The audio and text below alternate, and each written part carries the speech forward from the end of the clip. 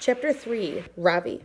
Mrs. Beam tells us we are going to play some games called icebreakers. I can already tell that school in America is going to be easy for me.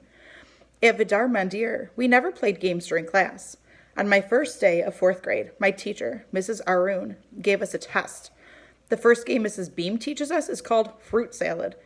I'm on the team called bananas, and Dylan is on the apples. Another game is called wink murder. In this game, one person is the murderer, and he or she has to knock people out by winking at them.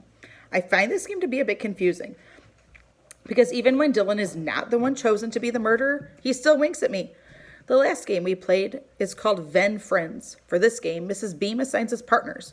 I hope that she will put me with Dylan Samarine, but instead my partner is a pale, skinny girl called Emily Mooney.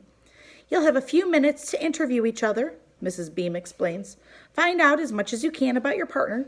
For instance, what kind of music does he or she like? What is his or her favorite food or sport? When you've finished your interviews, you'll create a Venn diagram showing all the things you have in common. What the heck? Says a red-haired boy with freckles.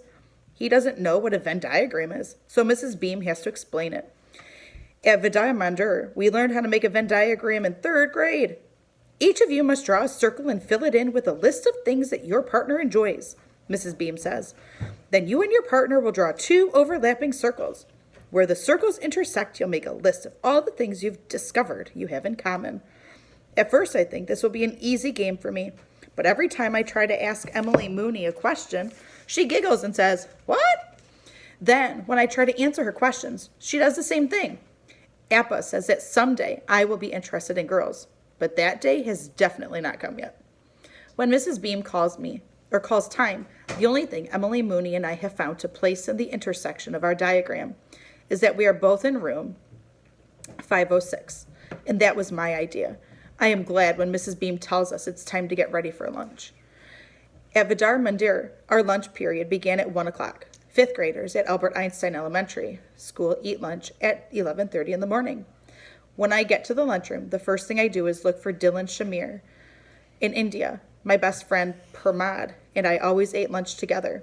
Afterwards, we'd play cricket in the field behind the school. I spot Dylan standing in the quay waiting to buy his lunch. They are serving something I have never heard of before called chicken fingers. Most of the tables are filling up quickly, but I spot an empty table on the opposite side of the lunchroom and sit down. While I wait for Dylan to join me, I carefully lay out the cloth napkin that my mother packed for me, neatly folded with a spoon tucked into it. I'm not feeling very hungry, but Amma will be upset if I don't eat the lunch she made me. Oompa made with pure dasi gahi, she said as she stirred the pot this morning. Somalina will give you plenty of energy for your first day of school, Ravi. Too lumpy, Parima criticized, looking over my mother's shoulder as she cooked. I am just getting ready to open my stainless steel tiffin box when Dylan Samarine walks by carrying his tray. I caught a glimpse of his underwear earlier in class. There are red dots on it. I think about my own underwear, clean white Hanes from Kohl's that my mother insists on ironing.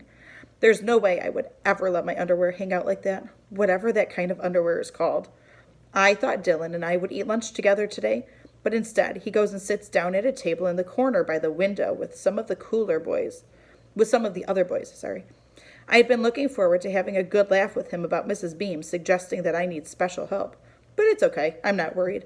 I'm sure that Dylan and I are going to be friends. He's been smiling and winking at me all morning. A big white kid with yellow hair and a wrinkled shirt comes and puts his tray down at the other end of my table. He doesn't say hello to me, just sits down on the bench. He's so big the table shakes and my tiffin box jumps. Behind me in class, but I don't remember his name. He doesn't seem very friendly. He picks up his fork and starts shoving food into his mouth and doesn't stop eating until his plate is clean. I think maybe he forgot to eat breakfast. And what's that he's got in his ears? I'm feeling a little hungry now, too. I spread the napkin on my lap and bend down, sniffing at the oompa. Parima was wrong. In fact, not lumpy at all. So I gobble it down quickly. I need to wash my hands and rinse my mouth, but for some reason, there isn't any sink in the lunchroom. I look at my watch. I still have 10 minutes left until the bell rings, so I tuck the spoon back into the napkin, place it in my tiffin box, and buckle the lid. As I'm on my way out of the lunchroom to wash up in the boys' room, a roar of laughter comes from the table in the corner by the window. Dylan Samarine must have made a good joke because everyone is slapping him on the back and treating him like he's a hero. I smile to myself. I know exactly how it feels to be that guy. I know something else, too. Tomorrow, I will not be eating my lunch alone. I will be sitting at the table in the corner by the window right next to Dylan Samarine.